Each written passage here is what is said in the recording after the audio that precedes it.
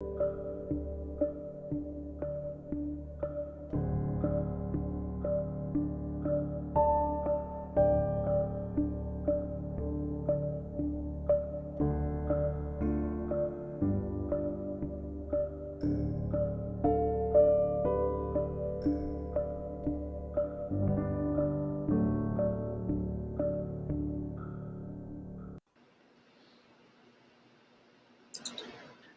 right. Oh, I almost took your role. I'm sorry. Go ahead. No, it's so fine. It's fine. We actually, it's cool because we had an off-camera conversation. So it's great that we got a little of that edge out. You know. Yeah, I'll just jump in. I'll be like, this is the John Ross show. Got those buttons like a radio show. Yeah, those like a worthless ass public radio show that I don't listen to. It's like that Family Guy episode, like the diva and the baby. Anyway, I'm sorry. Go ahead. No, it's fine. This is TJRS, the John Ross Show, on our usual Sunday stream. I am joined as always by the great R.C. Roberts, Charlie. Oh R.C. no! Roberts, if you call me great, then people are gonna wonder why that is, and I'm gonna it's like the Great Gonzo from the Muppets. The Great. Well, probably not. I'm not as great as the Great Gonzo. I'm just saying he's my favorite Muppet. Although I'm a big Muppet fan growing up, so I don't know if I have. Anyway, this is TJRS, the John Ross Show. I'm joined as always by R.C. Roberts of Ferocia Animi. You may know him from his Substack, Ferocia Animi. You unfortunately don't have an article for us this week to discuss about. I'm being a little lazy. I'm in the middle. I'm in the middle of writing a media review. It's taking a little bit longer, but that's because those things require a little bit more research. I mean, it's actually about Castlevania, and I was going to ask you real quick, not to flip the script or anything, but no problem. It's postmodernism, you know. Just good. The interviewer, the interviewer and the interviewee. There's no such thing. No. I was going to ask you if you've seen Castlevania. I don't know if you watch anime or anything, and so I do actually. I have a big soft spot for mature-oriented anime. I recently got into it's called Blood Plus, and the first season's on Tubi, and it's like my favorite thing at the moment. Full Metal Alchemist, Cowboy Bebop. I've watched Full Metal Alchemist. Well, I've watched Full Metal Alchemist Brotherhood. Have you seen that one? Have you seen both of them, or? I've probably just seen the original, and a big fan of Cowboy Bebop and Ghost in the Shell. I have to say I liked the 2.0 of the Ghost in the Shell movie, just because it's in English and in Japanese, which is so ironic.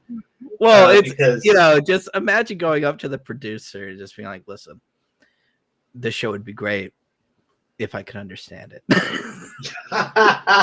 Yeah, I get it. I totally understand.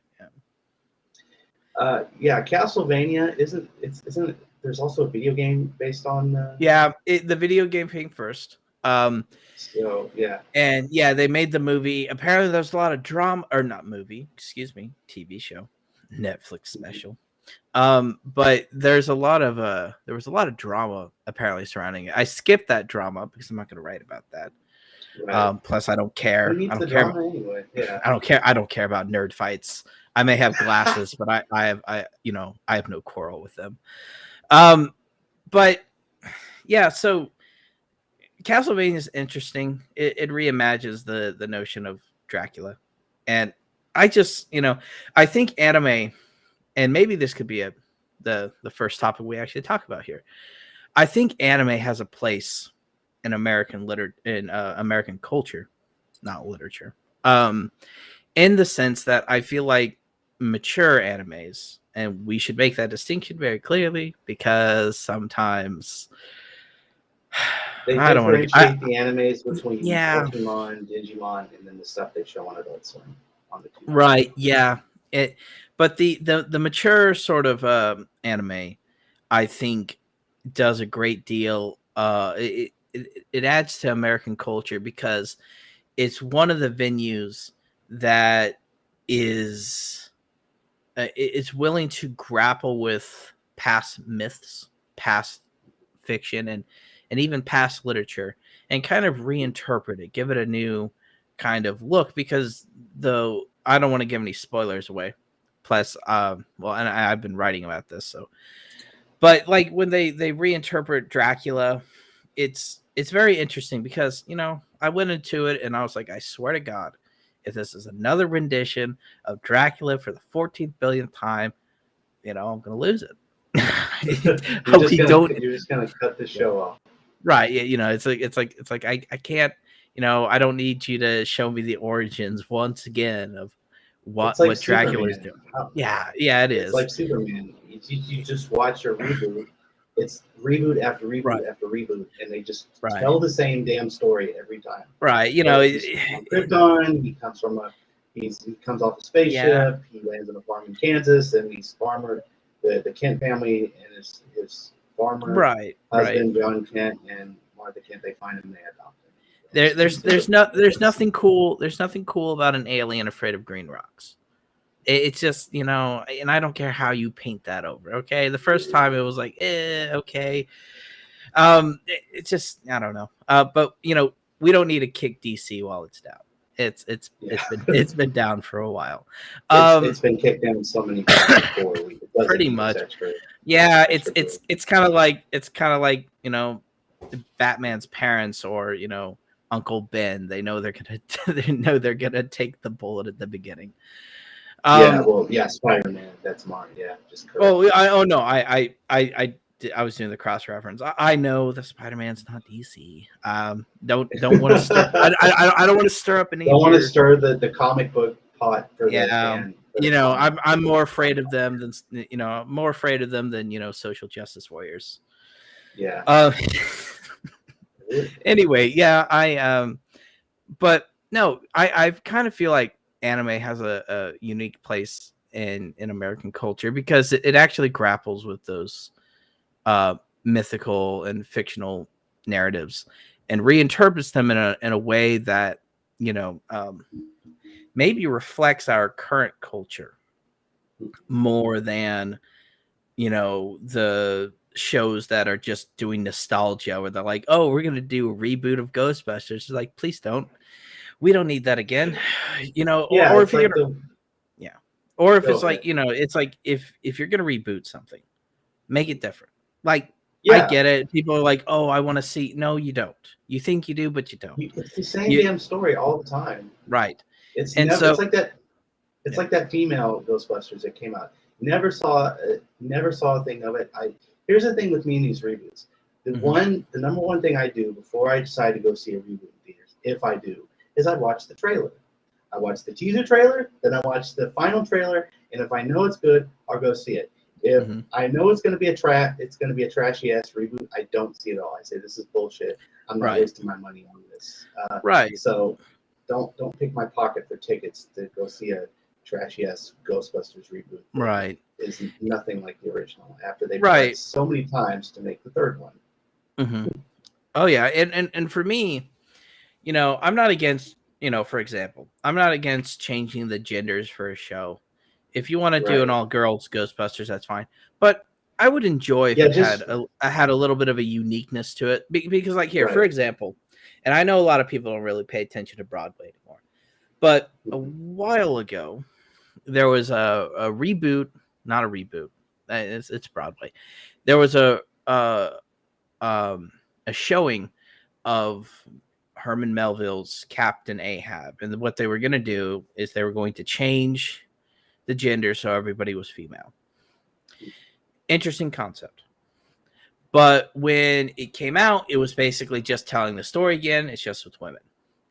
And for me, it's like, I get that maybe that's what people think they want, but I think you could be more creative. For example, women weren't allowed on ships during that period of time because of misogyny, among other things. Why not make a story where Captain Ahab if it's a woman, stole a ship, privateer instead of a company person or whatever, kind of make it fit the era. Or if you're going to redo it and it's going to be all women, and you don't want to necessarily do that, then make it a modern one. But there has to be a little creativity with these reboots where you're not, we don't want cookie cutters. We want you to be a little bit more creative than that. So yeah, it's again, like I said, it's just telling the same story all over again. And that's what's and that's what's great about anime is anime seems to, at least in the mature ones, take myths and reinterpret them and kind of bring them back out into a better type of show. For example, speaking of Captain Ahab, in Castlevania, Dracula is pretty much an Ahabian character because he's bent on revenge. He lost his wife. And for people who want spoiler alerts, too bad.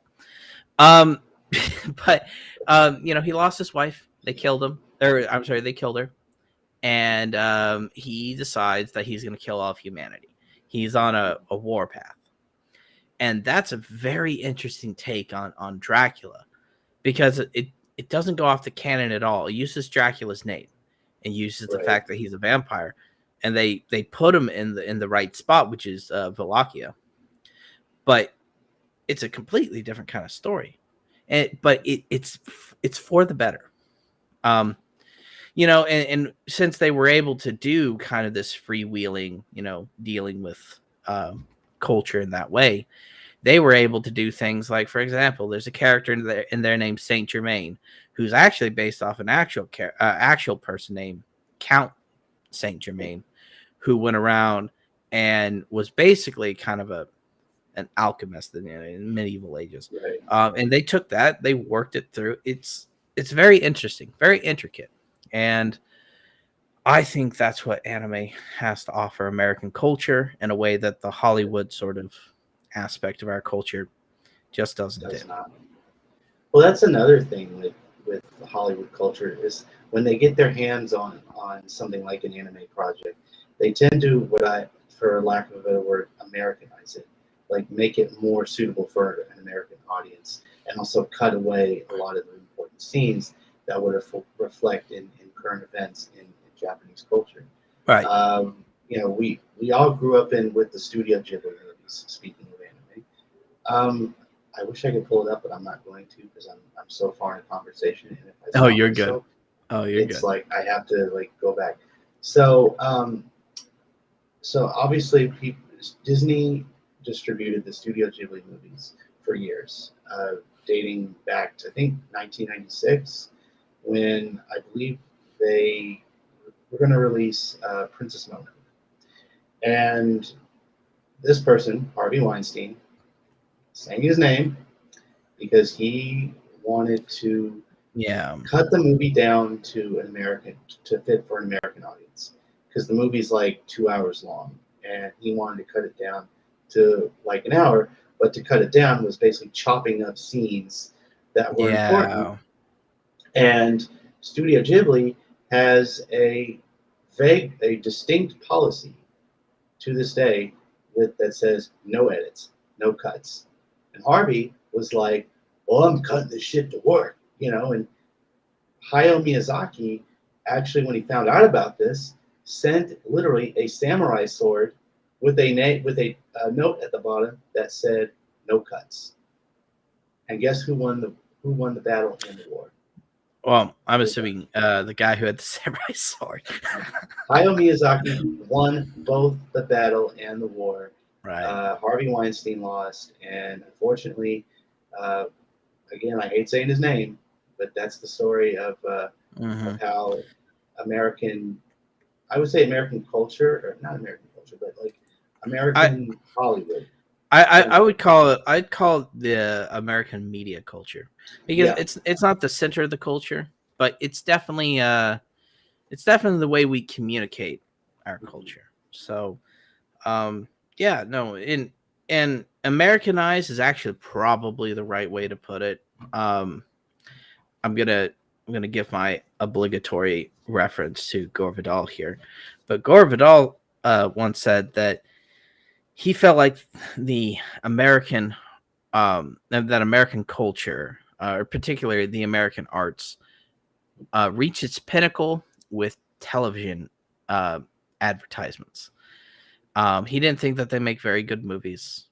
He didn't think that they wrote very good books. Or we don't write very good books. We don't, make very good movies. And, so I think that I think that's kind of the case in the sense that we tend to create movies that would make great commercials.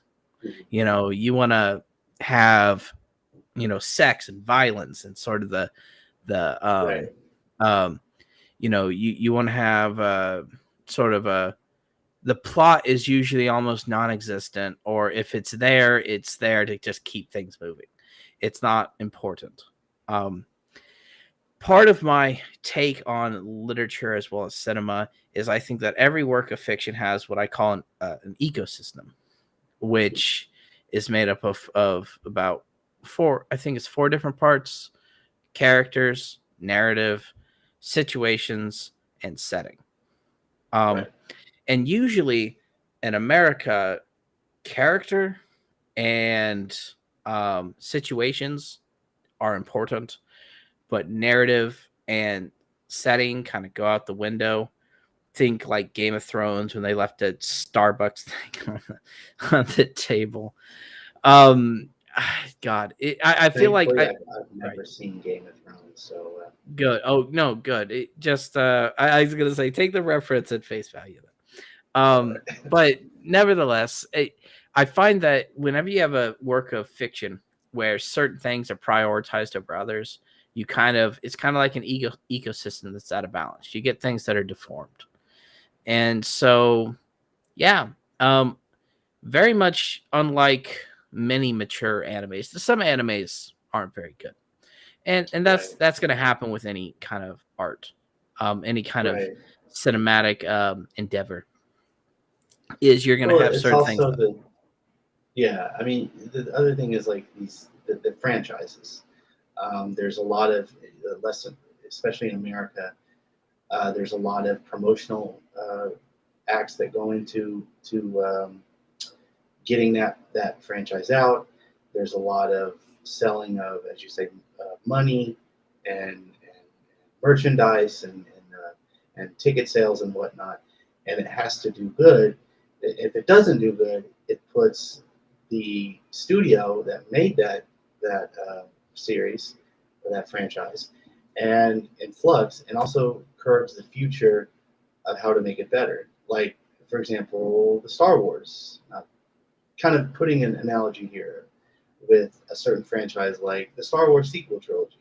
Uh, that version that trilogy did as well as it could, and then they did the spin-off movies, which like the Han Solo, and it performed under box office expectations, and that made Disney and Lucasfilm be like, oh, we gotta reorganize ourselves here and put the decide what to kind of rethink ourselves about how we're right. going to carry this franchise out, because the original series is done as far as with the Skywalker, which I haven't seen. Or, yeah, was it the last gen?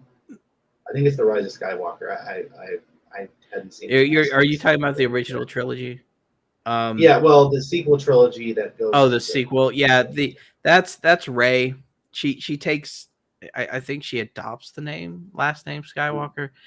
But I know what you're talking about, because like when those movies came out, a lot of people had different criticisms of them, which I think are just, right. stupid, just dumb criticisms that are very culture warish. Mm-hmm. But there are actual criticisms to the movies that I think are important. For example, they seem to try to copy and paste the original trilogy and Yeah, just put different characters in it. It's like the American cinematic industry seems to have a problem with nostalgia, to the point where even trying to make new things looks like old stuff. yeah, And so, and I think it's its own problem. It's an issue. Definitely. It's a money And, making problem as well. I mean, yeah, and that's the problem. making pro- Yeah, I was gonna say that's the problem. Is that nostalgia does make money. It just doesn't make good content, and it yeah, doesn't do anything for the culture. Nothing. doesn't do anything for the fan base, the old Yeah. boomer fan base, and their Gen X boomer fan base. We're in their late teens and 20s when the original Star Wars came out, Right. and then they see this and they're like, "Oh, I still remember that when I was a kid." And then it's like it's not us Excuse me. older or Sorry. younger folk at the time. No problem. We see it and we're like, this is not trash, but it's not good. Yeah, And then it's that other generation's like, you don't like this. I can't believe you don't like this, like that kind of thing. right. Thankfully, that's never Yeah. happened to me, but that's kind of my attitude. Mhm. Is like certain like generations are not liking what they grew up on. I'm sure you've gotten that. Yeah. Right. And usually sometimes it seems like nostalgia is used not only as a tool to kind of lure people back into cinema, but I think it's also a way to try to erase past problems or what are perceived as past problems. If you reboot a movie that had some questionable scenes and you make it to where those questionable shit scenes just go away, you act like you've saved Right. it. And it's like, no, we still remember, it's still there. Yeah. Plus you gotta have, Or it's like removing. Go ahead. all I was gonna say is that it's kind of like you how do I put this? I was gonna say that we still remember them being there. Plus, you have to ask questions about the framework in which what is problematic is determined. Right. Because some people I think don't like things and they go, oh, this is Yeah. problematic. It's like, well, no, Yeah. you just don't like it, and you can just not Yeah. like things. But sometimes there Well. are actual problematic things, like Disney's movie Song of the South. They took away the Yeah. music in that for that. I forget what the ride was. Is it It was not Space Mountain, but there's a ride in Disney that had that song or something, and they've changed that. And honestly, that's for the better. Song of the South is it's incredibly a quote. racially? Yeah, it's incredibly racist. Definitely. It's plus honestly for me it's only got one good song anyway, so And but that good song obviously is Zippity Doo. well, yeah, I was gonna say that good song's not. I was gonna say that song's not good enough to, it's still racist, and so I'm glad that they're Yeah. moving. It's like, But I mean, that was the problem even then, like with Song of the South, is that even in when was it released? The 40s, I believe. I want to say it's the late 40s Late or 40s. yeah, like late 40s. I think like Late 48. 40s, early 40. Yeah, I think so. It's Yeah, like even in 1948, this was a problem. This was yeah, problematic even oh yeah, before we knew what kind of word that was. yeah, So that's why you can't find it on Disney Plus or why they're not releasing right, it in any way. It's just this movie is too, racially, uh, how to say, racially problematic is what I could say. right. Yeah, If there's no, a better word for right. it, Yeah, there is a better word. It's just racist, and so yeah, well, it's too racist. Yeah, right. It's racist, and the thing is, I don't want to get into cancel culture. It's so dumb. But well, here's the I thing with me. I can go into my go spiel about cancel culture, which my go ahead. my feelings of cancel culture is it's not a left wing, right wing thing. It's a societal thing. Everybody does it. So Yes. when the right talks about cancel culture and they're talking about being against political correctness and woke culture, like case in point, how many comedians in a pre 9/11 world could make fun of President Clinton and Monica Lewinsky and they wouldn't get in trouble? That's how it was back then. And then post 9/11, you couldn't make any jokes about George W. He was totally off limits. People would like get upset, get mad, get angry. And liberal comedians and conservative comedians would do this. And then the liberal comedians in a post 9/11 world would actually make jokes about George W. Case in point, the late Robin Williams, great actor, great comedian, all that good stuff. He was probably the biggest liberal comedian there was. And he could make jokes about George W. He did jokes about Bill Clinton. He did jokes about Joe Biden. And nobody said shit about that. Right. Conservative comedians, you make one joke, they tend to like not do any kind of jokes, even one simple jab about conservatives in power. So like if you make one joke, so you can make a joke about Trump, and they're like, no, don't do that. He's our president. Don't touch that. For all their talk about political correctness or being against political correctness and being against cancel culture and being against woke culture, being against the SJWs or whatever it is, one way or another, they're the biggest of them all.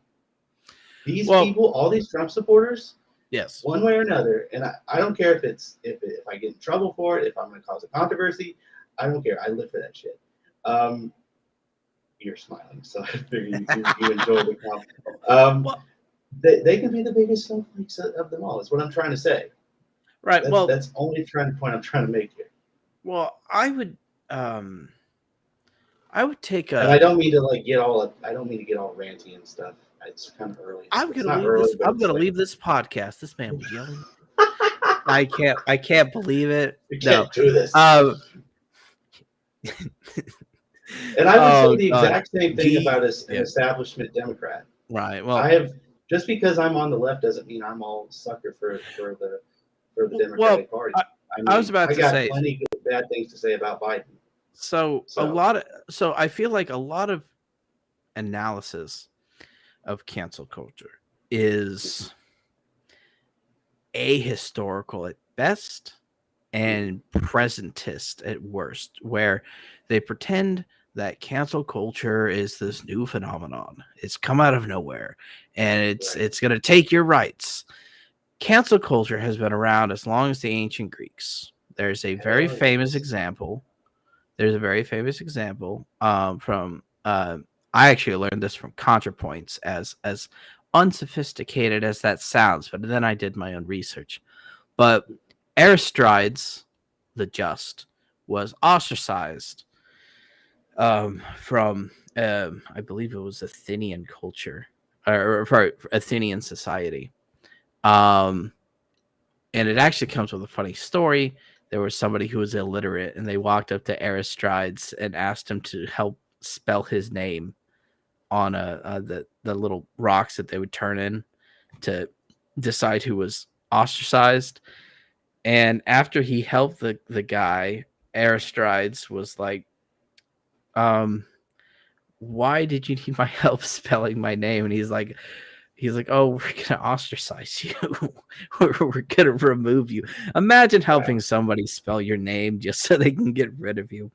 But it's been around for a while, and ultimately, historical precedence doesn't make something good, but it also means that it's not, it's not a political weapon. It's a social weapon. And what has happened in society is the use of quote unquote canceling, which is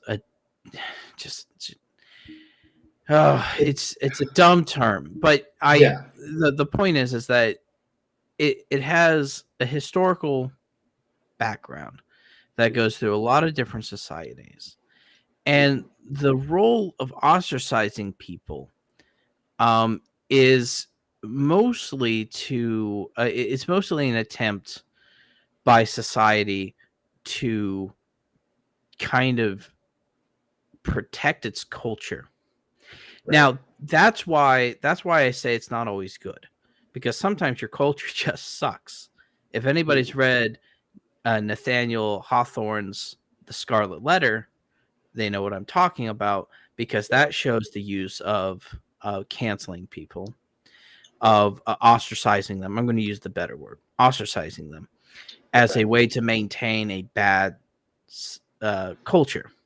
And so what I find is that the ultimate basis of canceling people, ostracizing them, is that there are consequences to what you say. There are consequences to what you do. For example, Johnny Depp, not even 2 days ago, was whining about not being able to speak for himself. And what's funny is he says, I don't have a platform to defend myself, while speaking from a platform defending himself. That's just like what? Yeah, right. And I know people will and have come to Johnny Depp's defense. I don't care. I'm not here to pass judgment. I don't know enough about the story, but it shows you that a lot of people who have a problem with cancel culture are people who have had consequences to the things they've done. And a lot of times those consequences make sense if you think about them. For example, if I know somebody and they've been accused of sexual assault, I might wait and not deal with them until we have evidence as to whether that actually happened or not. I actually had a conversation.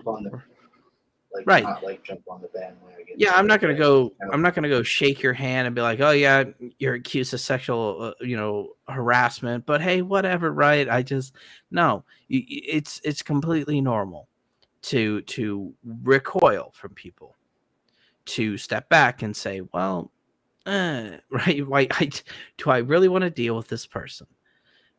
And so, a lot of times, I had a conversation with somebody yesterday where it got to the point where I took their argument about, defending people.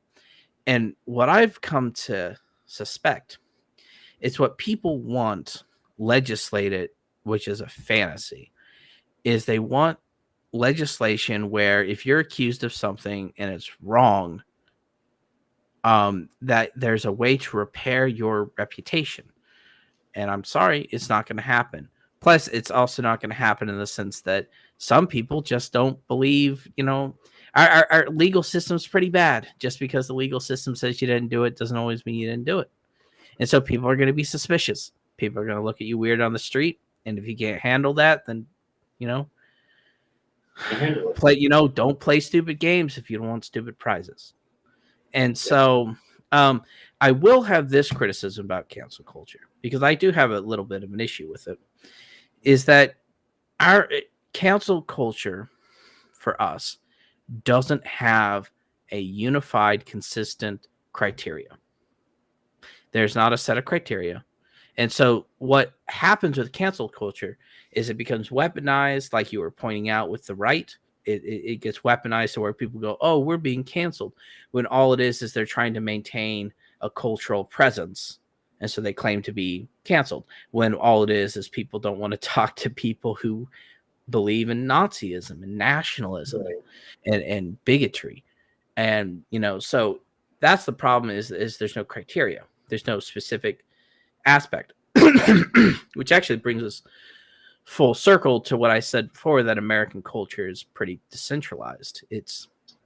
And so when you have a cancel culture that's based on decentralized culture, it seems pretty arbitrary and can be very arbitrary about how we cancel people, but there's a role in it overall. There's a importance to it. And there's also a historical, it didn't pop up out of nowhere. Ever since there have been societies, there have been people who get ostracized. Right. It happens. People still get ostracized. Right. And the problem, sorry. Go ahead. No, go ahead. All I was going to say is that, ostracizing people isn't the problem. The problem is having the criteria to ostracize the right kind of people to allow for your culture to move in a better direction. So that's all I was going to say. Yeah, better word. Now I forgot what I was going to say. Yeah, just that was my goal. That was my goal. It's like, make him forget. You said it. I would say you said it best, so I would leave it at that. I have a way with words. I should be a writer. You are a writer. I'm kidding. I'm being a being joking. Well, actually, I just I'm being remembered. facetious is the word. Right. Yes. I was actually, I just remembered what I was going to say, which was But like this ostracizing people that are yeah. on the left. I mean, I was going to try to say ostracization, but I can't. Yeah, it's a mouthful. Rolls off the tongue. Well, Hmm. like the ostracizing of people that, on the left. I mean, if you're on the left, you have to be a Democrat. And that's just like again, I'm the most left wing person you'll meet as far as wanting things like M for Medicare for all, Green New Deal, all that good stuff. But that doesn't necessarily mean that I side with the Democratic Party on a majority of things. If if Hillary Clinton, just throwing it out there, had she won the 2016 election, I'd have a big problem with her presidency had she won a second term, let alone winning a first one, because her record speaks for itself, and I'm just against a lot of what she's for. Same with Biden. I mean, his approval ratings are down from when he started as Right. president, and they're Right. not going to Well, get better. right. And a lot of it has to do with the fact that obviously the COVID vaccines are a little slower than they should. Most young kids under 7, or maybe even younger than that, aren't able to get vaccinated the way they want, and it's a problem, you know. right. And for example, for people like me, um uh excuse me, um I find Biden, just because I don't like Trump doesn't mean I can forgive Biden of everything he's done. There was a Right. video here that came out recently. I want to say that in like 1987, Joe Biden had said something along the lines that Haiti, the country, doesn't matter, and that if it sank into the ocean, it wouldn't matter. And people revealing this video get talked to by people who are true believing Democrats, and they say, "Oh, why are you trying to hurt the Biden administration?" But it's like, listen, he did this to himself. He said that Haiti doesn't matter. He's the Right. one who sided with the corporations over the people and helped create laws about bankruptcy and tax or credit card debt that just crush American families every day. And he's the one who argues forcefully for segregation. We didn't do that to him. We didn't tell him to do that. There's a Baffler piece um, that discusses this in the sense that on one hand, Biden's always trying to court the African American vote, and on the other hand, he does things that are absolutely detrimental to the African American community. And so Yep. I'm with you on that as far as oh, you have to be a Democrat. It's like, no, I don't. Yeah, for example, I didn't vote in the last election, and the reason Right. is I didn't like my options. Um, Neither did I. yeah, and so I didn't like the Democrats. I didn't like Biden. I didn't like Trump. The Green Party was being kicked off illegally, I might add. Or I think it's illegal, but apparently it's not. But they were being kicked off ballots in places like Pennsylvania. So when people talk about um, voter Because fraud, of what? Yeah. yeah, yeah, the Democratic Party was kicking off the Green Party and off different ballots. And plus, um, I'm not I'm not a somebody who really aligns with the Green Party. I have my own Right. issues. Hmm. And so I didn't vote for anybody because and people are like, well, you should have voted for the Democrats, because you have to. It's like, I don't have to. No The one's telling Democratic, you. right? Yeah, the Democratic Party needs to shape up. You know, you're either with the American people, you can Or return to no. your, you can return to, well, I would say return to your roots, but the Democratic Party's had a pretty problematic history as it is. But Yeah. you could make the right decision and join the people and try to help out and try to turn our government at the very least. I'm not even asking for socialism at this point. you could at the very least reestablish the connection between the American people and the government, and say that the government owes us, which they do, and they owe us prosperity, and they owe us protections, and they owe us infrastructure, because that's what a civilization is. It's where a government gives to its people, gives them a reason to be there, and you could do that at the bare minimum, but they're not doing that. Right. They're not being the party of FDR. I mean, that's what they started out as in the 40s, and then as the decades went on, as the century went on, they got more into being more like Republicans, Right. being more into the corporate culture that the big business aligned and the Republicans aligned with, and we saw it from the time that Bill Clinton was in office. Right. That's kind of when I feel like it started. Right. And then it just never really got better. Well, there's a book by Thomas Frank, who used to be the editor-in-chief at the Baffler, and it's called People Know. And it's an investigation of populism in the United States, particularly on the left. Quick question. I'm sorry to interrupt you. Is this Thomas Frank, the guy who wrote Listen Liberal? Yes. He also wrote What's Happening in Kansas, where he predicted that Donald Trump was going to win the election before it happened. Yeah. No, he's a very interesting commentator, and I find his analysis very insightful, and I appreciate that he's not pompous. I also appreciate he can write. Sometimes people have the right thing to say, but they can't write. I hate it.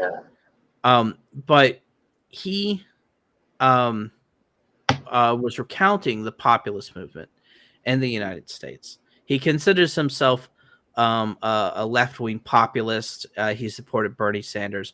And left-wing populist is not the way I use the term populist. It's a term of abuse.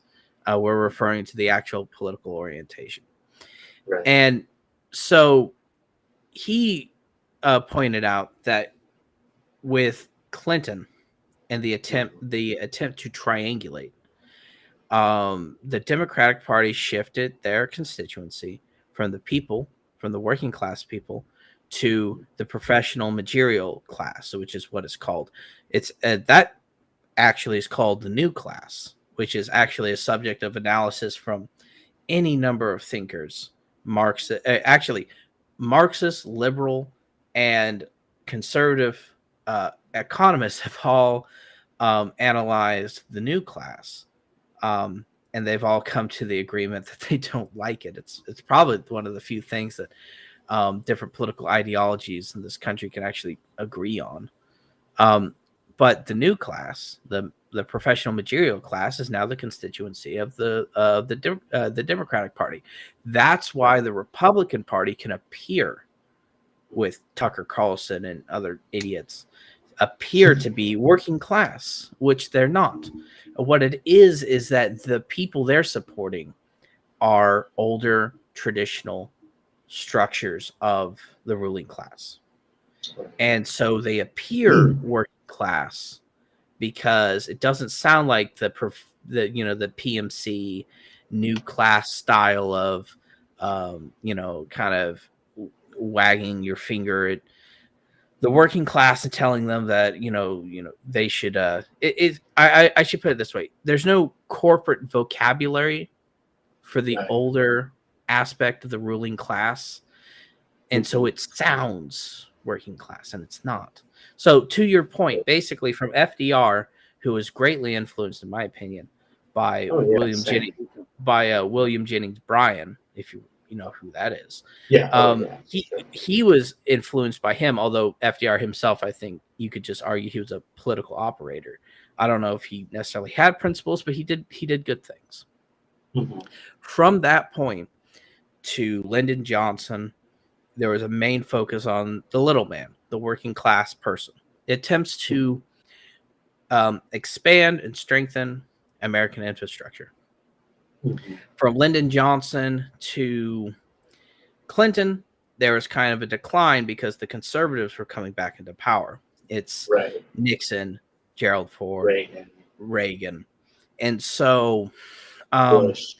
Yeah, and so in an attempt to fight that, instead of returning to their roots, so to speak, they decided to triangulate and go after the professional material class, which is unfortunate for us because now we're in this clusterfuck. Yep. Nicely said. Nicely said. It's again. How else do I say it? Because there was a billion things before we got into this conversation about how bad the Democratic Party has gone. Well, we were talking about cancel culture and people suggesting that you have to be a Democrat. Yeah. Well, going back to that, I'll recount a conversation I had with my liberal Democratic uncle, who I'm very close to, who lives in town. It was during the 2016 election. It was during, after the Democratic convention, and we know how that played out. Bernie won all 55 counties, and the DNC went up there and told a lie that Hillary won it. It's not true. So it was a week after the Democratic convention. Again, this is in 2016. He always has this thing, because I am open to him about my leftism. He and I, in the beginning, were kind of on the same page as far as being on the left, before I became disillusioned with the Democratic Party and turned towards Bernie and the progressive Democratic Socialist movement that came up in 2017, during the Trump administration. He asked me who was I going to vote for, whether or not I was going to vote for Hillary. And there was a part of me during the week before, that said, screw it, I'm not voting for her. She's bad, she's terrible. I'm going to vote for Jill Stein. And I told him that as such. He got very upset with me and tried to, and again, this is my uncle who I love dearly. I mean, I do, he's entitled to his opinion. Right. But he got he was a little upset with me in a way, because as a Bernie supporter, he was like, well, all these Bernie supporters and all these millennials, you guys are just upset and angry, and you should just go vote for Hillary. You should hold your nose and vote. She's for the issues. And it's I didn't say this, but I was thinking, have you looked at her record? Have you looked at her history as far as being a part of the Democratic Party? She's essentially a conservative. They all are. All the Democrats, except for the progressives, have become conservatives. Yes. They have acted in, it goes all the way up to the current Speaker of the House, Nancy Pelosi. They've all become quiet, right. Conservative Democrat or Rockefeller Republicans. Well, and that's just the point. Right, and I would argue that since Lyndon Johnson, I would argue that what happened was that the Democrats took an interest in social issues because they started to lose on economic issues because of sort of the voodoo economics of the Republicans, which appealed to people. So they started to turn to social issues. And what we got from that, as far as politicians, is we got a lot of politicians who are socially liberal, but they are not economically liberal.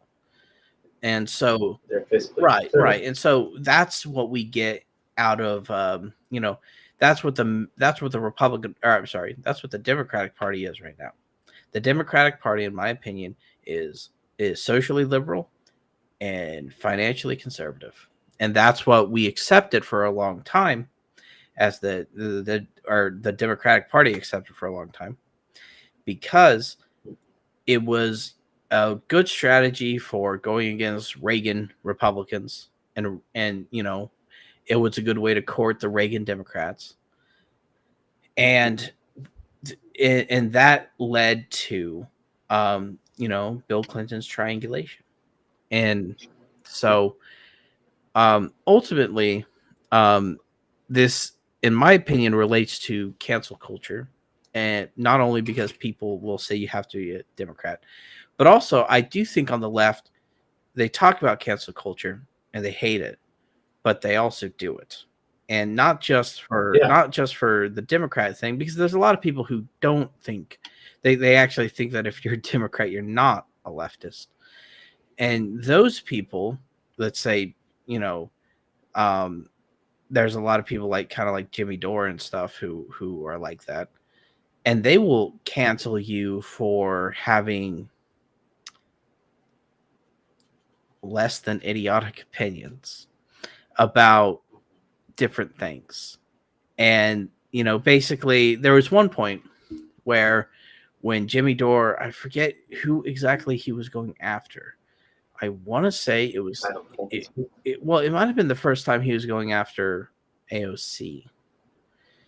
But I remember a discussion on Twitter, and people were talking, and I saw somebody say word for word, type word for word, that if you're not with us, you're against us. And I thought about that, and I thought, though, that's a Bushism. That's what Bush said. That's what I was going to say. Yeah, that was a very George W. Right, and so it seems to me that the left doesn't, the populist left, I should say, is not concerned with cancel culture unless it's against people they like. I had somebody that, when I was talking about the whole Johnny Depp thing, because I had shared the article, I had somebody come out and defend him. And for me, it was just kind of like there's a complete obliviousness to the fact that this guy is complaining about not having a platform while having a platform.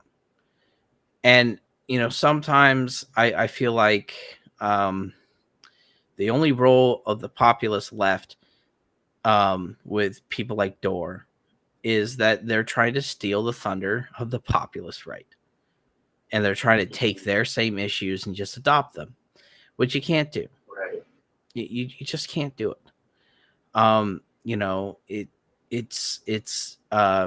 It moves you away from the left. And so a lot of people are very hypocritical about cancel culture, where they say they're against it, but they're actually for it for their particular faction. And so for me, that's why my opinion on cancel culture is I don't necessarily have a problem with it. It's been a social function forever in every society. My problem is, and my only problem is that we don't have a coherent enough culture to use it properly. That's the issue. But nobody wants to take that stance because it's not a sexy stance. Yeah. It's not a stance that gets you on the main shows, or on the podcast that, the podcasts that feed that stuff, you're not going to be able to start a rally with that position, but it's an intelligent position. No. And I think it's the right one. It's like, right. And it's like, you have to kind of watch what we say here, because if when this goes up, for example, somebody sees it and they're like, oh, these people are they're not bad people, but they're kind of like very no, yeah, they would see it. They would probably see us as heretics. I do go after the left more than the right, but it's for the same reason that Karl Kraus used to go after the left instead of the right, which is that the right's flaws are too obvious. It's just too. It's almost unredeemable, and the left should be better, and that's why I go after them, because I feel like if I can be something of a gadfly and I can come after the left and get them to start taking things a little bit more seriously, then I have done something better than getting the right to be upset. Which, I mean, when aren't they upset? Right. Yeah, definitely. Right. So, just wanted to tell people this is kind of a free flow show for the viewers. As I said, we didn't really have much. We didn't have really much of a. You didn't have an article, unfortunately. Your media article hasn't been finished yet. So right. For those wondering, we're just kind of free flowing stuff. So we've done some really good segues. Yeah. We started off with Castlevania. Right. Yeah.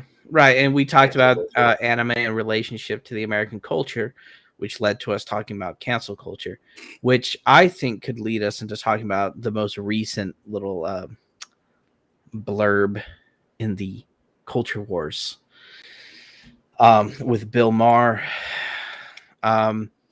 Bill Maher had a position, and this is something. Actually, yep. Sorry. For just one thing. Is there a video on this, by the way, since we're going to talk about Bill Maher? There is. He has his own YouTube channel, so it could be up there. Okay. Let me just. So who's the guest? It's Bill Maher and. Like, no, it's just Bill Maher talking. Okay. Yeah. So what's the subject? I think if you just put Bill Maher in, it should be one of his more recent. So I shared my screen. Yeah. It's the first one. It's the first one. This one? Yes. Right. We're going to take a look at that. And finally, new rule: the only time there should be two national anthems is when the other team is from Canada.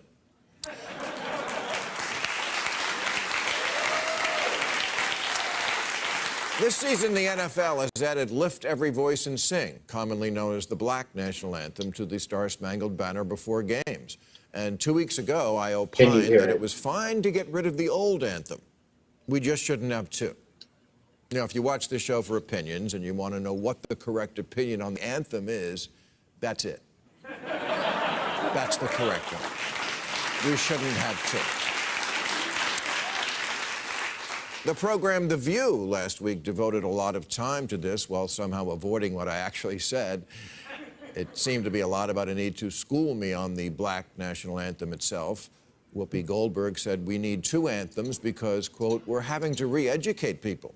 Because nothing ever goes wrong when you start talking about re-education.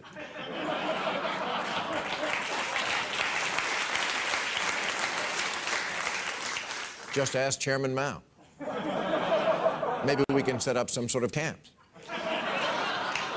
Now, I don't believe we should enforce patriotism by singing anything. And if there's one thing I hate more than groupthink, it's audience participation. But I am what you might call an old-school liberal who was brought up with the crazy idea that segregating by race is bad. That's what I was talking about.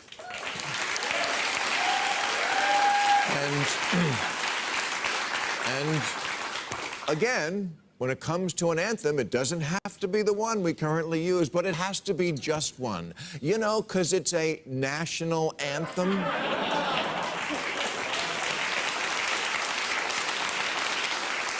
And symbols of unity matter, and purposefully fragmenting things by race reinforces a terrible message that we are two nations hopelessly drifting apart from each other. That's not where we were even 10 years ago, and it's not where we should be now.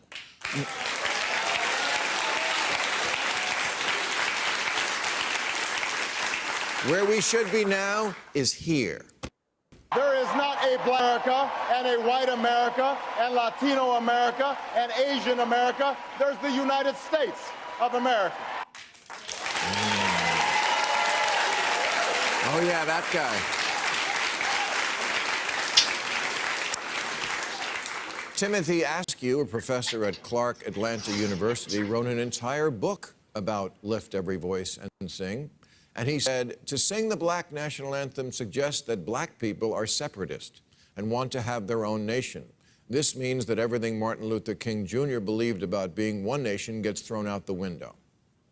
Thanks, Professor. You'll be hearing from Whoopi.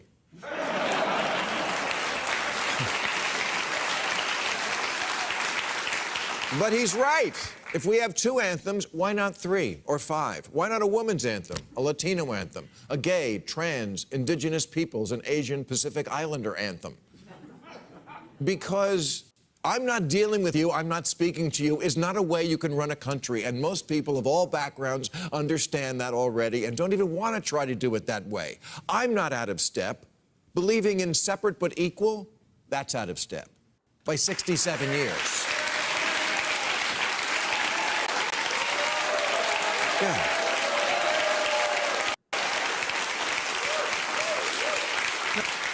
It was 67 years ago, in 1954, when the Supreme Court handed down their landmark Brown versus Board of Education ruling, which said, separate but equal isn't what we do here. We decided we're going to try to make this work together.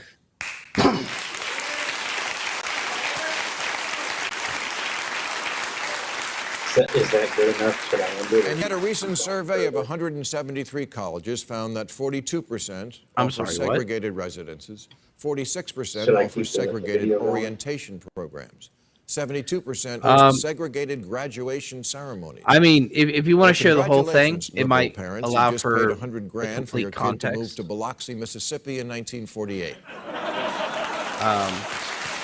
Or you can stop it here. I mean, it doesn't really matter. He doesn't add anything. I thought the whole point of going off to college was to be exposed to people from different backgrounds who may not share all your opinions. Okay. You know what? We'll stop it now, and then we'll play the rest in a bit. So. Right. We don't want to get in trouble. With HBO. So. Yeah. First of all, I was going to say. Yeah, I was going to say I kind of want to hear your reaction to that. No, I wanted to hear your reaction to the video, like what you think of what he said. Yeah. Hold on. But you find a. Okay, can you hear me now? Yeah. No, I can hear you. Yeah. Okay. It does this all the time with your screen. It's like I share a video screen. Right. Oh yeah. Well, all I was saying was I kind of wanted to hear what you thought of what our good friend Bill Maher had to say. You know, I gotta say, I'm not the biggest fan. I used to be, and then when Maher got so out of range, I should say, for a lot of things, I kind of was like, what is this? And I don't know this. And I'm sorry for the long pause because I'm trying to figure out what to say. Oh, you're good. That said, I kind of like your take first. So there are a few ways to look at this. First off, Bill Maher's the guy who, in the middle of the pandemic, said that you just need to let people go back.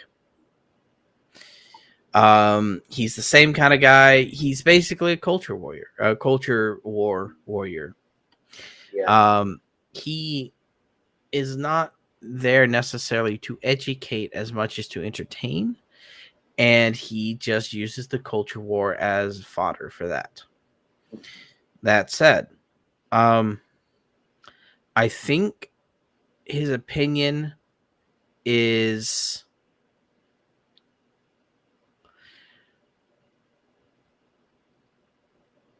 it's oblivious. Yeah. And I'll put it this way. So he talks about that we shouldn't be segregated. Mm-hmm.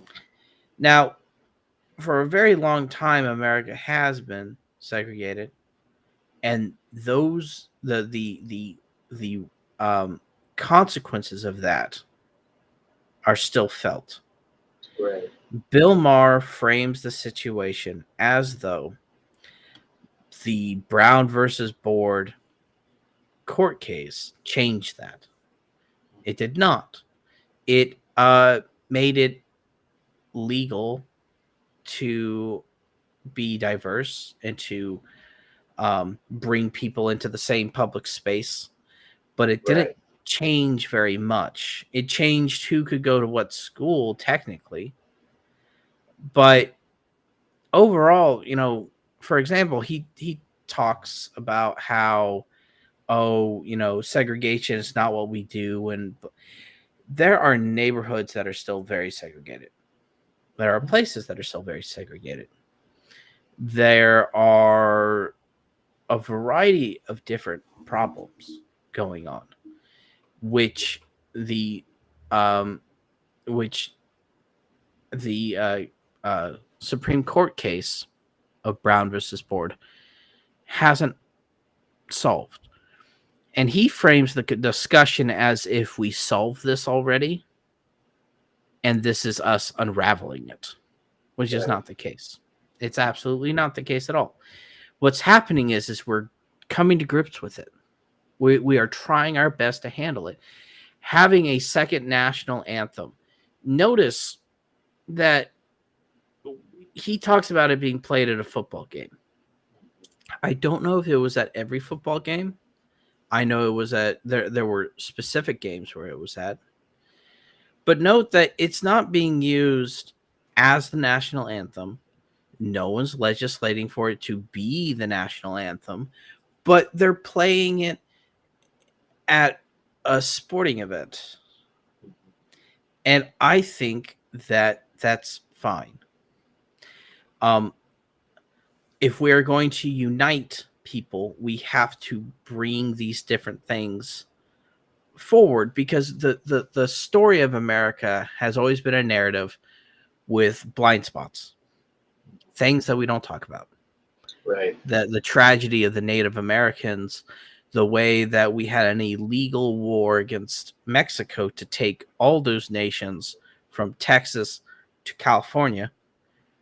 We don't talk about our relationship, say, for example, to the Haitian Revolution against the French and then the British. We don't talk about, we talk about slavery now, but we've only recently started talking about it. And, there are these different narratives that go along, and people talk about, oh, we're so divided. Like he was starting to say, oh, we're so divided. I'm not going to talk to you about whatever. But the problem with his diagnosis is that it's the exact opposite. Bringing the Black national anthem forward is a way of saying, I'm going to talk to you, but I'm going to talk to you from my perspective. Now, it's not literally my perspective, but it's from the perspective of the African American community in general in the United States of America.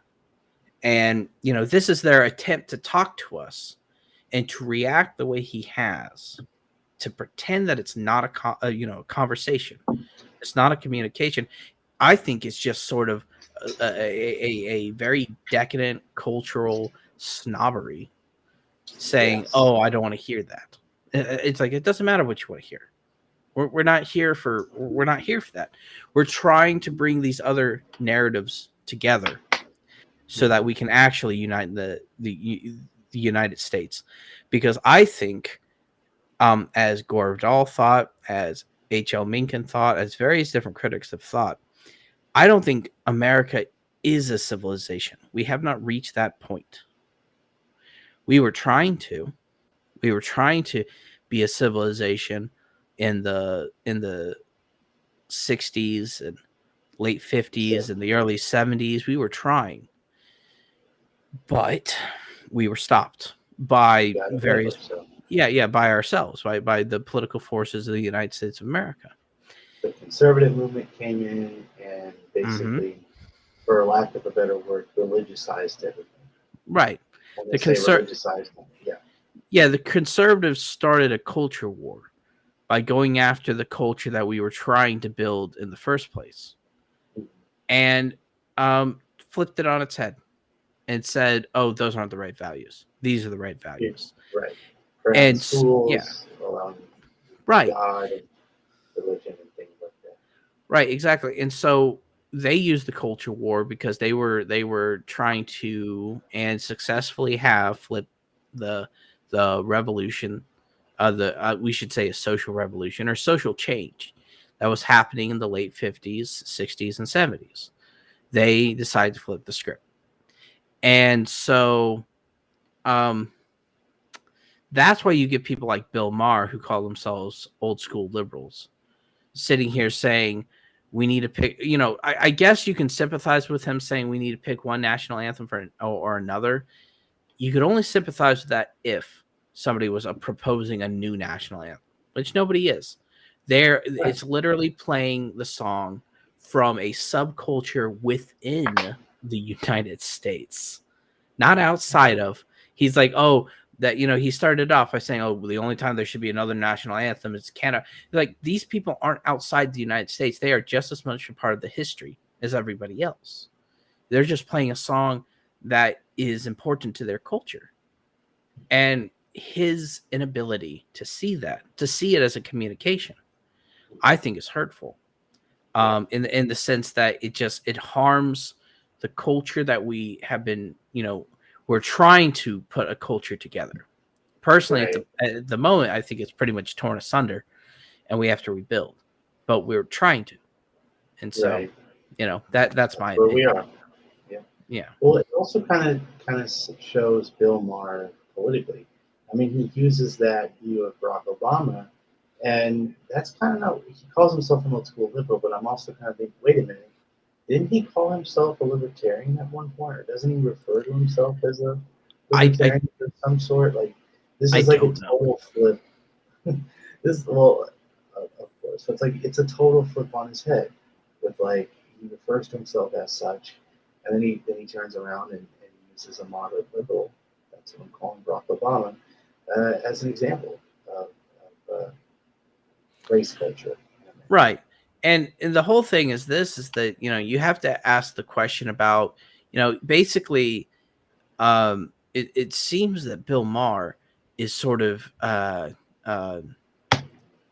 he's for a united culture as long as it doesn't affect how do I put this? I think what he's for is it's a sort of a cultural assimilation. He doesn't want to see the other songs.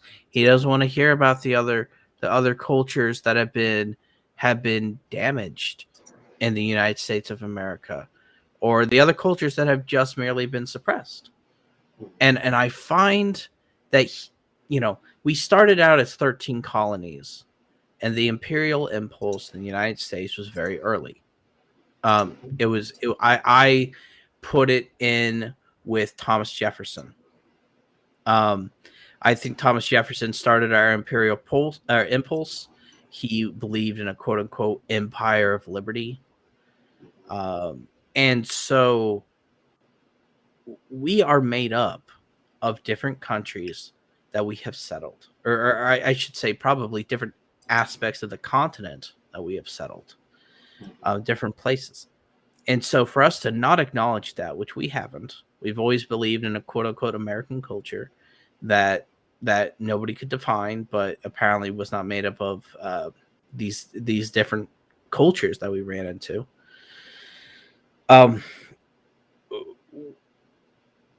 Americans have, you know, we are made up, you know, he said a melting pot with two pots. It's like you realize a melting pot is a pot that takes in various different things, right?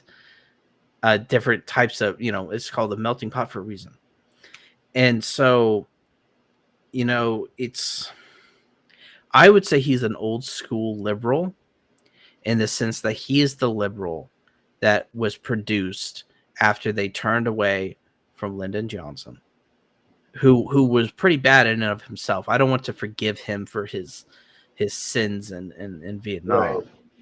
But at the same time, he was a big Democrat as far as infrastructure and trying to, you know, the Great Society. But since then, you know, Bill Maher is the liberals that come after that, where he's not, you know, he's probably socially liberal, like he's saying, but fiscally conservative. He was all about trying to get people out during the COVID pandemic. He's like, oh, we should end this. People should be able to go out, and, you know, he was mostly, I think, focused on the fact that he wanted to do shows again. Yeah. So he didn't really care about the American people. That's like a weird thing, though, because he was such a Bernie supporter. Had him on his show between the campaigns. And that's actually a really ironic view of him on his part. You know, I mean, that's a fair view that you're saying, but also on his part, it's like, if he is like that, if he is a fiscal conservative, he's not technically a left progressive. Well, he might be a moderate sort of. He might have a moderate position on the fiscal situation. I said that it seems that the Democrats have become fiscally conservative and socially liberal. That doesn't mean necessarily that they're fiscally conservative in the sense that it's the same as the Republican Party where they want to cut stuff, but they're almost a denigrated form of Keynesianism where it's all about maintaining sort of the capitalist structure. And so people like Bill Maher will support Bernie Sanders, but I don't think they would actually support him. Excuse me. I think they would support him trying to put in new federal programs, but nothing else. They wouldn't support him. Sorry, go ahead. I say so. He's only in plain English. He's only supporting Bernie Sanders for the types of programs and the type of platform. I would assume. I would assume basically if Bernie Sanders did similar things to Obama, they'd be fine with it. I don't think they're really for socialism. He had a little rant against socialism anyway on his show earlier on. And so he's definitely not that far on the left. I think he's a liberal at best. Yeah, but he's a left liberal. Or he might not even be a left liberal. He might be what you call left libertarian. Yeah, maybe. Maybe like I was gonna say I'm contesting not that he's a liberal, but that it's left. He seems to be pretty much in the center. Yeah, like left. Right, but maybe just left. Right.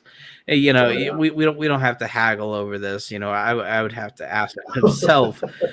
Right, but nevertheless, I find his and to take the opposite side.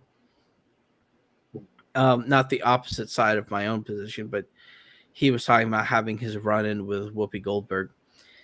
When cultural issues are left up to TV show hosts, Hollywood actors. Yeah, not good ones, not good comedians either. Failed reality stars. Right? Yeah, the problem with failed reality stars is they're constantly hitting the Earth's surface. They cause untold damage. But couldn't agree more. Sorry? I couldn't agree more. Yes, right. And in a world where people don't have lives, they have live streams. And where celebrities don't have lives, they have lifestyles. We are, seeing Whoopi Goldberg go after Bill Maher and give her defense, which is a bad one because it's just ridiculously put, where she says, oh, we needed to re-educate. You don't re-educate with music, by the way. You re-educate with, programs like what Bernie was doing or Beyond Bernie, which, by the way, she didn't support Bernie when he was running. No. Yeah, the View. The View was basically telling to get out of the race.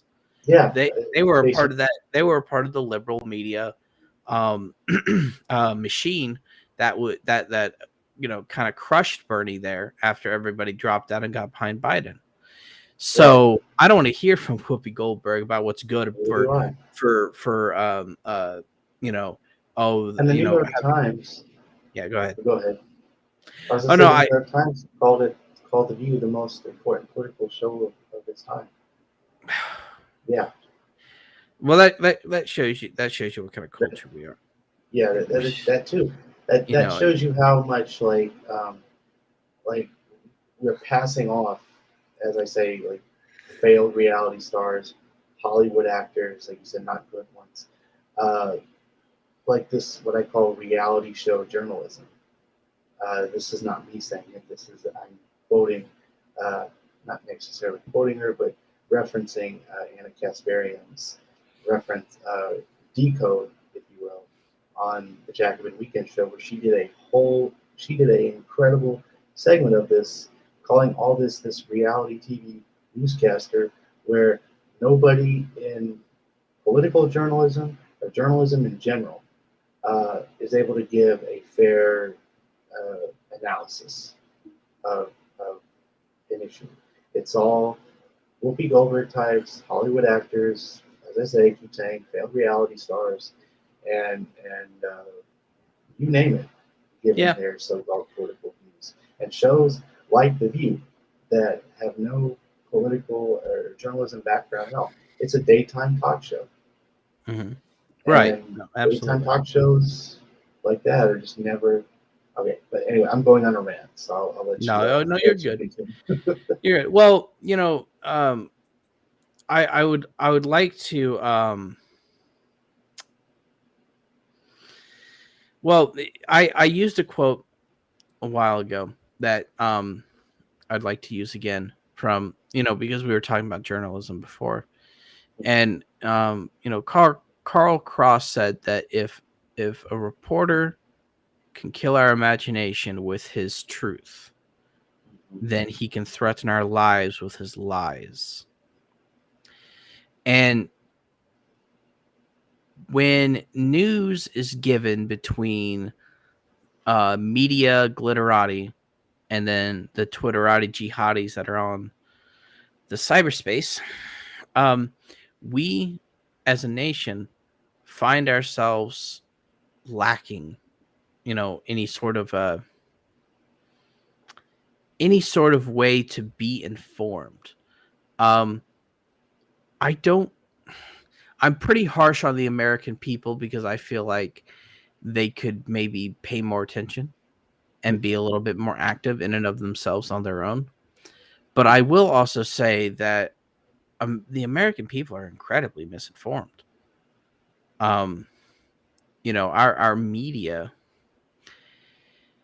is the major cultural issues are talked about based upon what kind of ratings they can get and what kind of attention they can draw. I made a distinction in an article I wrote about American radicals, and I made a distinction between being controversial and being subversive. We have a lot of controversial people in this country, or they think without a doubt, yes. And controversial people don't subvert anything. They're not breaking the narrative. They're not asking questions. They are the ones who are they're like peacocks. They go around and they show off their feathers and they squawk and they fight each other. And, in the end, it doesn't matter because they all eat dirt. They're all picking at the ground. They don't look up and they can't fly. And that's where America is as far as a culture, because cultural issues are decided based upon that kind of sort of popularity contest style controversy where you're trying to get people upset. You're trying to mess with their reptile brain to get them to knee jerk at something, but you're not trying to help them think. And thinking is a process that can't be done, in a like with Bill Maher's speech. He throws bad jokes in the middle of things that don't make any sense. Right. He acts like he's trying to make a serious point, but he throws in bad jokes. And it's like, you aren't making a good point and you keep undercutting yourself. You're just making a controversial point. And you're just trying to rile people up. And which is what he does as a comedian. Right. Right. Yeah. And so he seems to have trouble like articulating his thoughts as well on the subject, which is not a problem.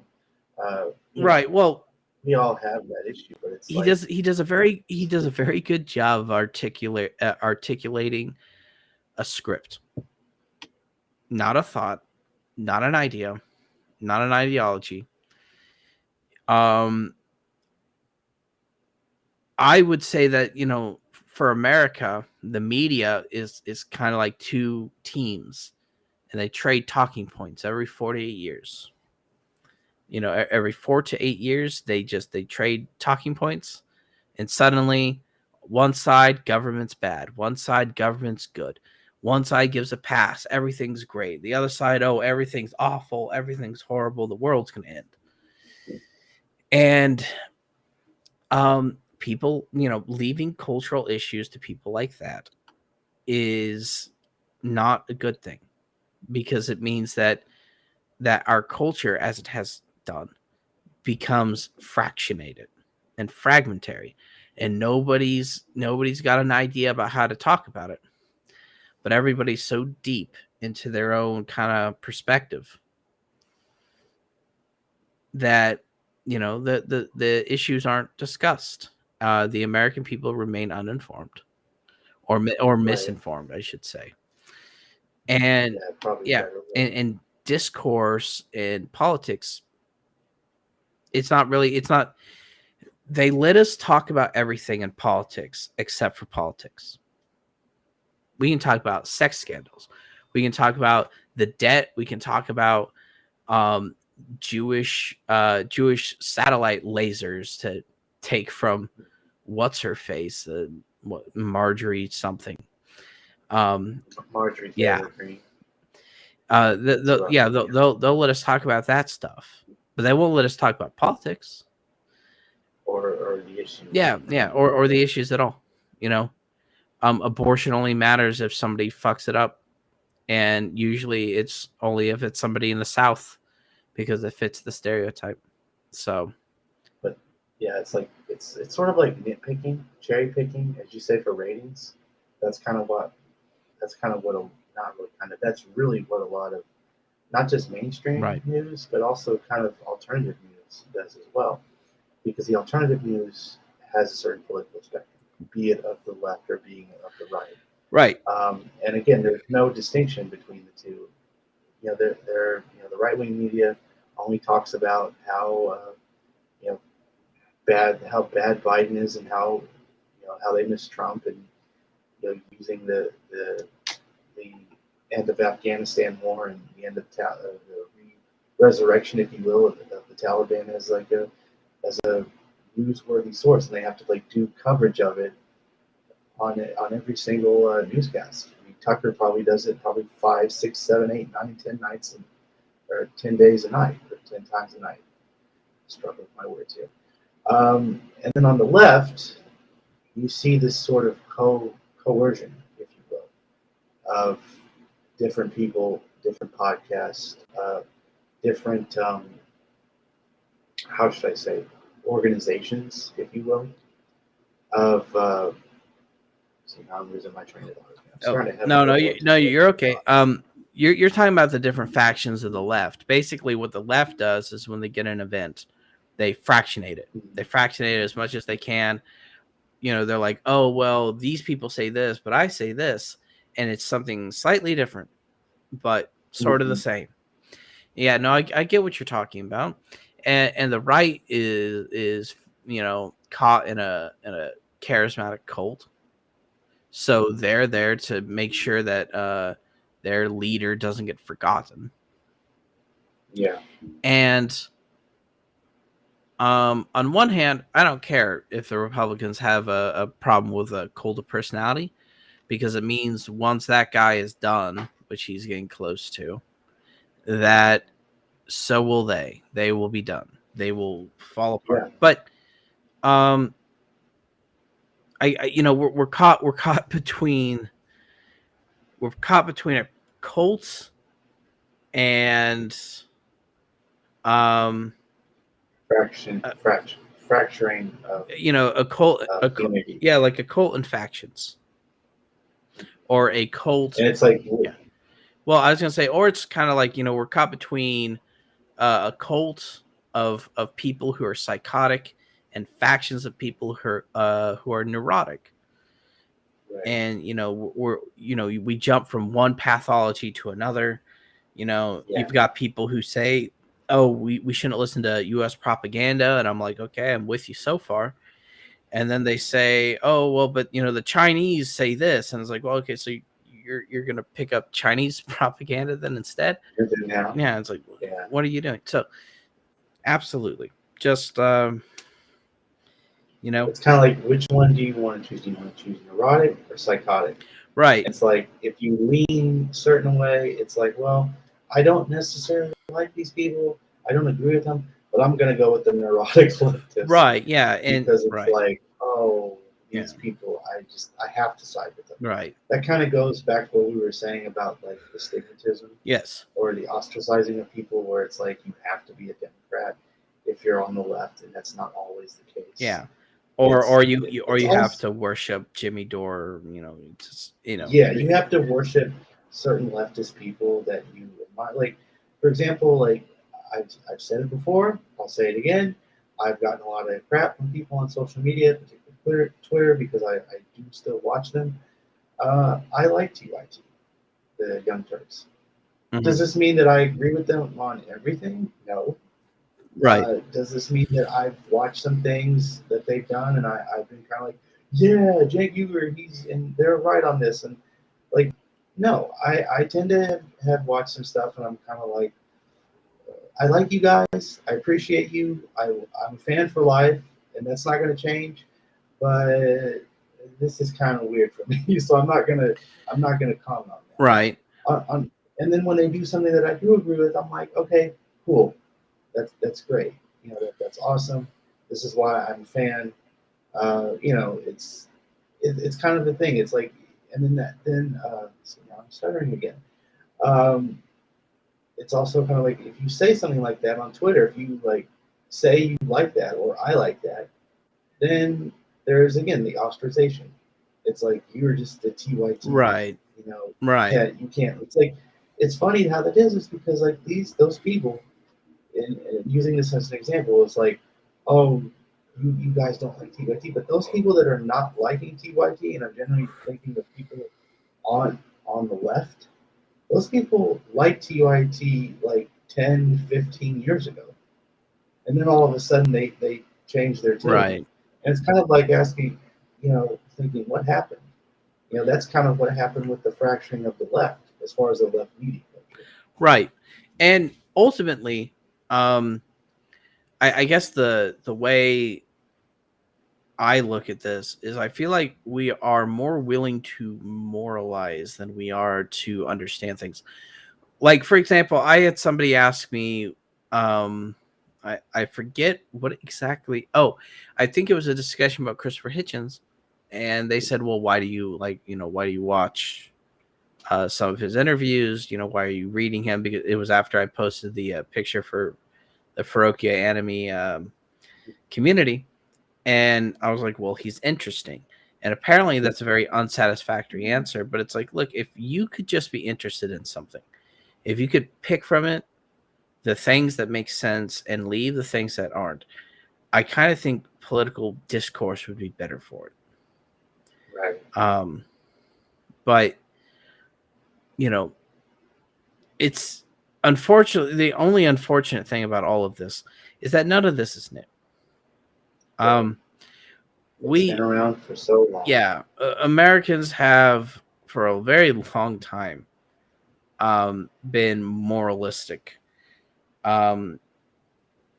We are, to paraphrase H.L. Mencken, Americans go around believing that like 95% of the population is wrong and on a moral level, and that they're the ones who are right, and it's their job to go after them. And I kind of find that, you should be able to watch something without having to be an apostle, or right. or a follower. That's one of the things I find a little nefarious about, social media groups calling people followers. It's like, well, I'm not a follower. That doesn't make any sense. I'm just here because I find certain things interesting.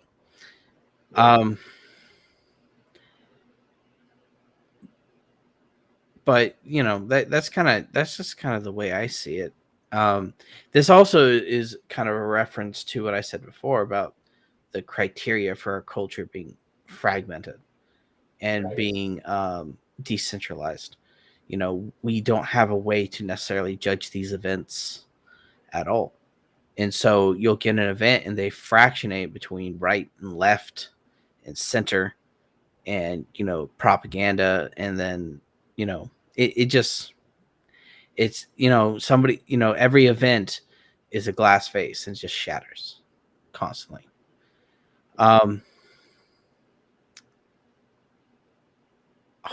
the kind of like, as I say, astigmatism. If you like something, you have to agree with them, and that's not always the case. Right. So Right. Absolutely. Yeah. Well, I was, well, that's about all I have to say about it. The ultimate thing about Bill Maher, though, and this, back to Bill Maher. Yeah, and well, to kind of put a explanation point on it, yeah, period. And also, I might have to run here, so, No problem. But to put a period on that, if you let the clowns teach children, your country will be a circus. And right now, cultural analysis is in the hands of the clowns.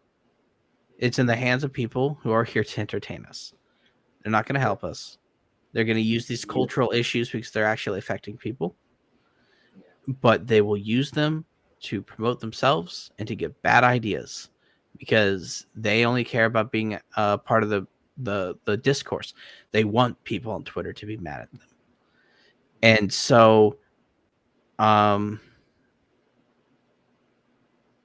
you know, I guess take what he says with a grain of salt, take what Whoopi Goldberg says with a grain of salt, but realize that, you know, realize that you need to look down and check and see if they're wearing their clown shoes, which they are. And how big those clown shoes are. Yeah, they're tripping all over the place. We think it's a joke, but it's just how they get places. Right. So, is that a period for you? I'm sorry? I was going to say, is that a period for you? Yeah, that's a period. And I was going to thank you again for having me on. I appreciate these, no problem. You know, being on here on Sundays. Hopefully you can have my my friends Amy and Amanda on from the podcast. These are bad movies. I know you guys are working on that. I don't want to. I don't want to be too much of a hype man. Hey, hype man away. Well, people might think I'm not being cynical enough. And I have a reputation to uphold. You know, if I'm too much of a hype man, I'm gonna have to like throw something, you know, like throw a small animal out the window or something, just to continue my. No, I would never. Not. I'm very much against animal cruelty, but there are certain people I would throw out the window though. Yeah, we have like a whole list of them, and they're just our imaginary head list that we just. But no animals were harmed in this. No animal should ever be harmed. As Arthur Schopenhauer said, you know, humans are the devils on the earth, and animals are its tortured souls, which I think is very well said by Mr. What's his name? Arthur Schopenhauer. He's actually very pessimistic. I have my issues with him. He's a bit of a misogynist too, but he wrote in the 18th century, I think. He wrote a while ago. But looked him up, but well, he's worth looking up anyway.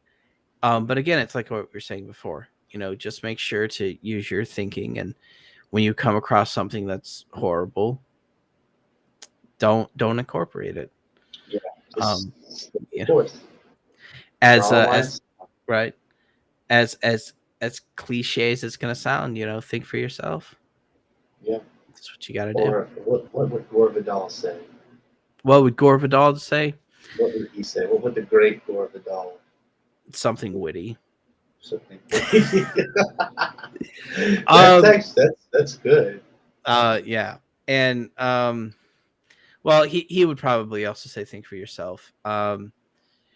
My opinion is just that, understand that judgment and judging is not bad when it is in the service of understanding the world.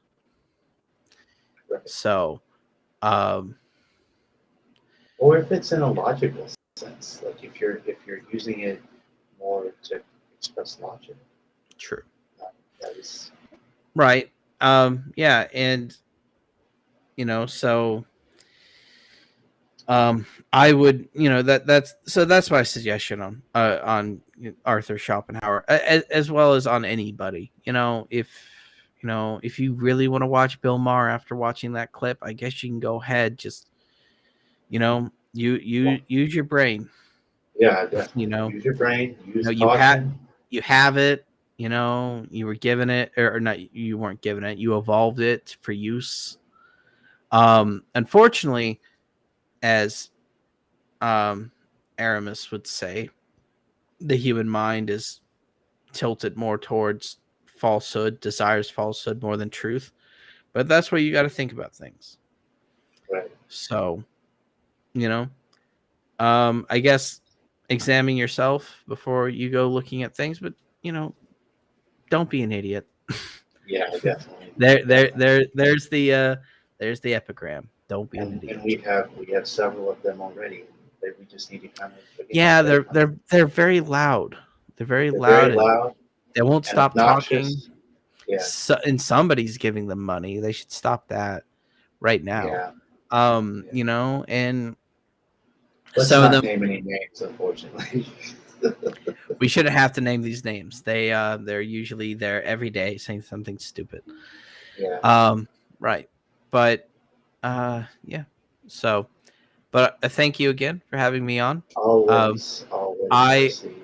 To your audience, I am RC Roberts. I write for Ferocia Animi at the Substack Ferocia FEROCIA .ANIMI.substack.com. All right.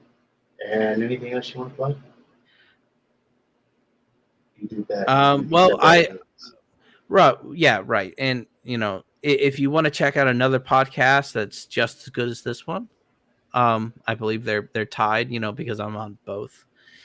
The other one is These Are Bad Movies with Amy Bell and Amanda Ferriante. And they have a Facebook page, so you should go check it out. Right. And to my viewers, go check that out. And the only other the only other advice I have to your viewers is don't be an idiot. Yeah, definitely. But go check out These Are Bad Movies. Yeah, that's a very good ending. Right. And go check out These Are Bad Movies, because hopefully, fingers crossed, we'll have Amy and Amanda on very, very soon. So we didn't have an article, unfortunately, to talk about, but you got your media review of Castlevania in the works, and so hopefully when that's all said and done and buttoned up and ready to be released. Hopefully that should be out by Wednesday.